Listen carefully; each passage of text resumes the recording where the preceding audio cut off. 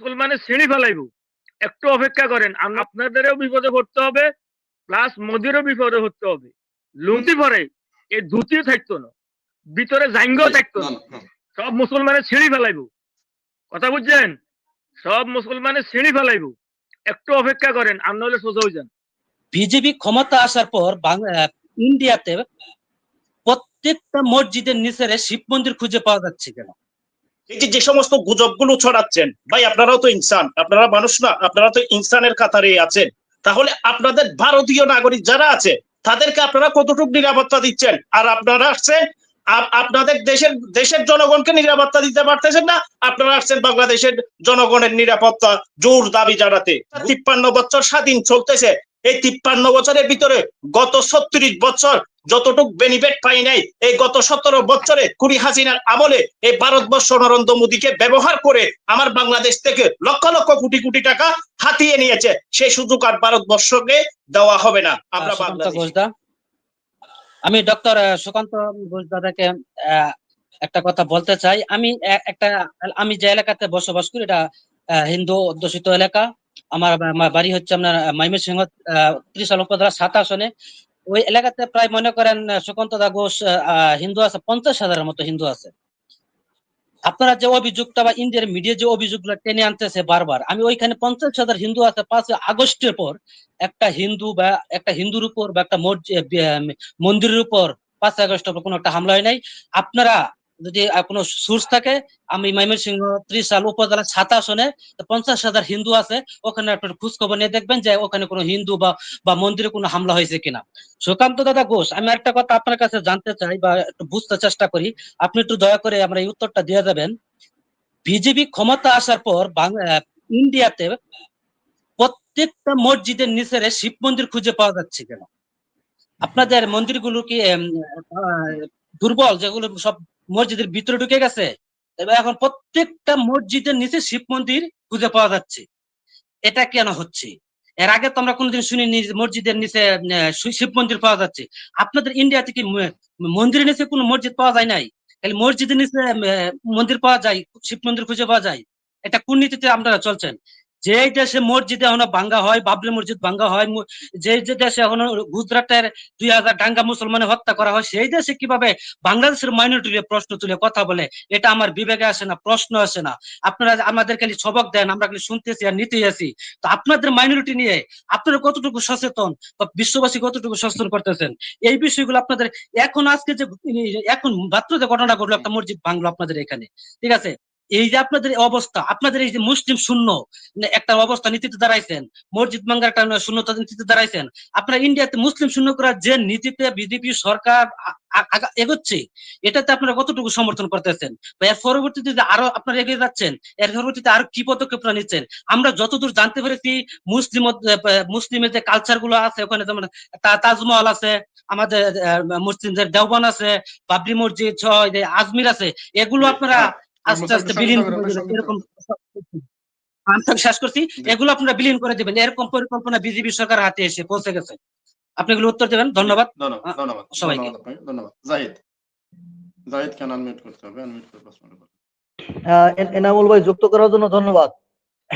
Doctor Sukanta Ghosh, আপনার কাছেই আমি শুরু করি।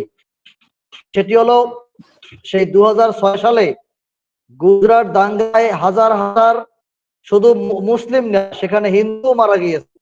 সেই গুজরাট দাঙ্গার সেই যে কসাই, সেই কসাই এখন দুর্ভাগ্যজনক হলো সত্য, তিনি মানবতার বলিদান এবং চরম এক সাম্প্রদায়িক মানুষ। সে ভারতের প্রধানমন্ত্রী। সেই প্রধানমন্ত্রী তার আরএসএস এবং ইসকন এর ইন্ধনে আপনি আজকে এই যে বাবরি মসজিদ বলেন, কাশ্মীরের ব্যাপার বলেন, এবং আপনার আজকে যে মসজিদ ভাঙা হলো, এখন এরপর শোনা গেল আপনার খাজা মঈনুদ্দিন চিশতি আজমির শরীফ, যেটা এটা মানে শতাব্দীর পর শতাব্দীতেও মুসলমানদের একটা ঐতিহ্য বহন করে, যিনি আধ্যাত্মিক জগতের এক চরম এক সম্রাট হিসেবে, সারা সুফিবাদের এক সম্রাট হিসেবে সারা পৃথিবী তাকে শ্রদ্ধা করে সম্মান করে, তার সেই আপনার আজমির শরীফের ভিতরে মন্দির খুঁজে পায়। এটা আসলে কিভাবে আপনি দেখেন? এবং একটা জিনিস যদি এমন হয় যে এই বাংলাদেশে যে আপনাদের হিন্দুদের যে বড় বড় মন্দিরগুলো আছে, সেই মন্দিরগুলোর পিছে এখন যদি মুসলমানরা মসজিদ খুঁজে পায় আর মন্দিরগুলো ভাঙে, বলেন এইটা কি আসলে ভালো হবে? আপনারা যা শুরু করেছেন তাতে বাংলাদেশের হিন্দুরা তারা কি ভালো থাকবে? থাকবে না তো। তাহলে এইটার ব্যাপারে কি করা যায়? এবং ভিয়েনা কনভেনশন, সেই ভিয়েনা কনভেনশন অনুযায়ী একটা দেশ, একটা স্বাধীন সার্বভৌম দেশের উপর আর একটা দেশকে আধিপত্য বিস্তার করতে পারে? এটা সুকান্ত ভাই কিভাবে ব্যাখ্যা দেবে এইটা দিয়ে? আর সালাউদ্দিন ভাইয়ের কাছে আমি এই শেষ করি। সালাউদ্দিন ভাইয়ের কাছে আমার প্রশ্ন যে এই সিদনাইয়া কারাগারে লক্ষ লক্ষ বাশার আল আসাদ যেখানে বন্দী, সেখানে বাশার আল আসাদ, হ্যাঁ সদা এনামুল ভাই একটু, বাশার আল আসাদের সেই সিদনাইয়া কারাগার, সেখান থেকে যার সন্তান বের হয়েছে, এই বাশার আল আসাদকে ইরান এবং অন্যান্য আপনার যারা মুসলিম বিশ্ব যারা টিকিয়ে রাখলো, আপনি একজন ইসলামী বিশ্লেষক হিসাবে এইটাকে কিভাবে ব্যাখ্যা করবেন এবং মধ্যপ্রাচ্যের অদূর ভবিষ্যতে আসলে কি হতে পারে এবং ইসলামের কি হতে পারে এটা ব্যাখ্যা দেবেন? ধন্যবাদ। আসসালামু আলাইকুম। জি ধন্যবাদ আপনার। জাহাঙ্গীর সাহেব আনমিউট করেন। আসসালামু আলাইকুম ওয়া রাহমাতুল্লাহ। আমি যে কথাটা বলতেছি ভাই, আমরা লক্ষ্মীপুরের বাসিন্দা। আমরা লক্ষ্মীপুর জেলাতে এবং বৃহত্তম নোয়াখালী জেলাতে কোথায়ও একটা হিন্দুর উপরে আক্রমণ হয় নাই, এটা প্রমাণ কেউ দিতে পারতো না।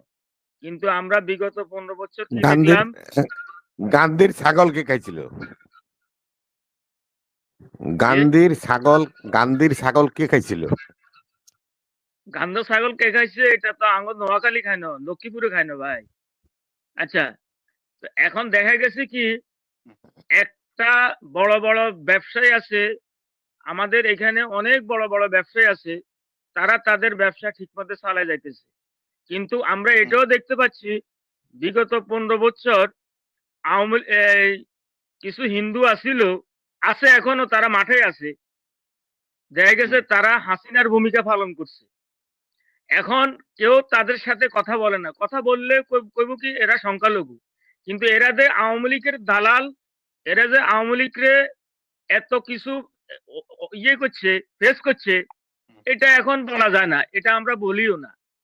আর দ্বিতীয় কথা হইলো, খুনি হাসিনা তো যেভাবে আমনের এক শাড়ি নিয়ে ভারত দাইছে, বাশার আল আসাদ যেভাবে আমনের দাইছে বিমান একখান লই কমে গেছে, অন্তত মনে খবর পাওয়া যায় না। তবে মোদির জন্য অপেক্ষা থাকতে হইব, বাশার আল কোন আসাদ সময় সে দায়িত্ব হয়। রাশিয়াতে চলে গেছেন। আচ্ছা, রাশিয়া যা জিয়ারে থাকুক, ফলাই তো গেছে, কিন্তু এরকম ভাবে মানুষ ফুটে উঠবো, মুসলমানেরা ফুসে উঠবো যে মোদির অপেক্ষা। এখন মোদির পালা, এরপরে ইসরায়েলের পালা।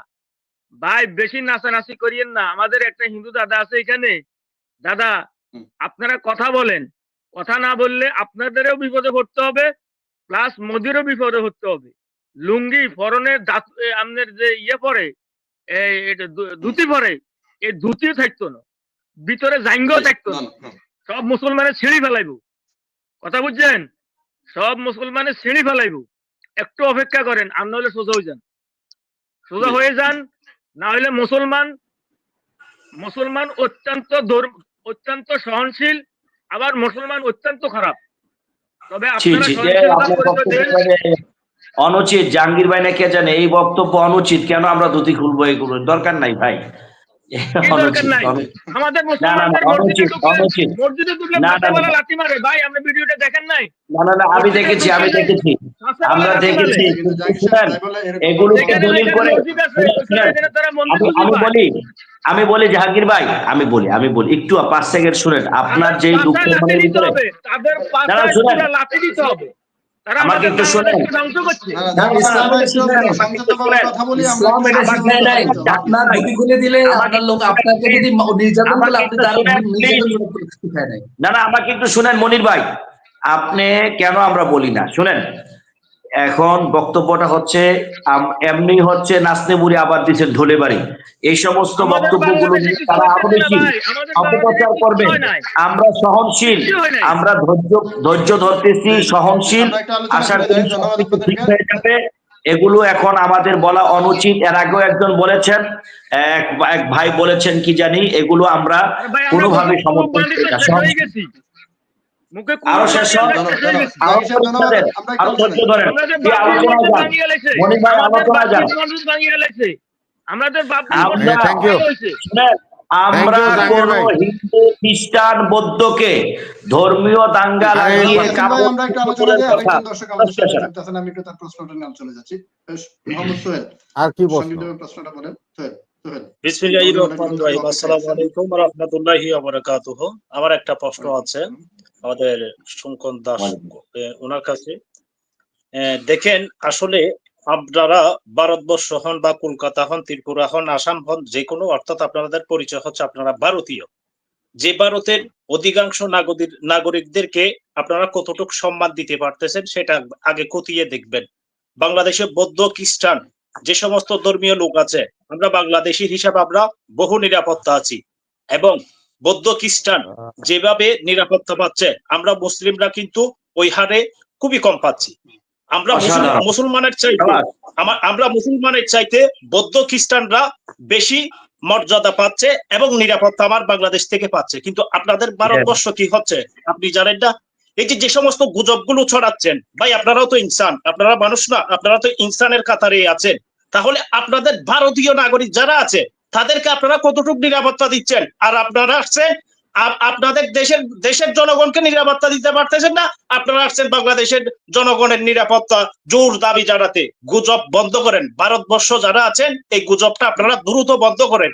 যদি এই গুজবের কারণে হয়তো আপনার সবকিছুই কিন্তু বিফলে যাবে, শেষ পর্যন্ত আপনাদের তাই কোথায় হবে সেটা আপনি ভালো করে বুঝতেছেন, রাজনৈতিক বিশ্লেষক আপনি। সেজন্য আমি আপনাকে সে প্রশ্নটা করতেছি, কারণ গত 17 বছর যাবত এই খুনি হাসিনার আমলে এই আমার বাংলাদেশটা 53 বছর স্বাধীন চলতেছে।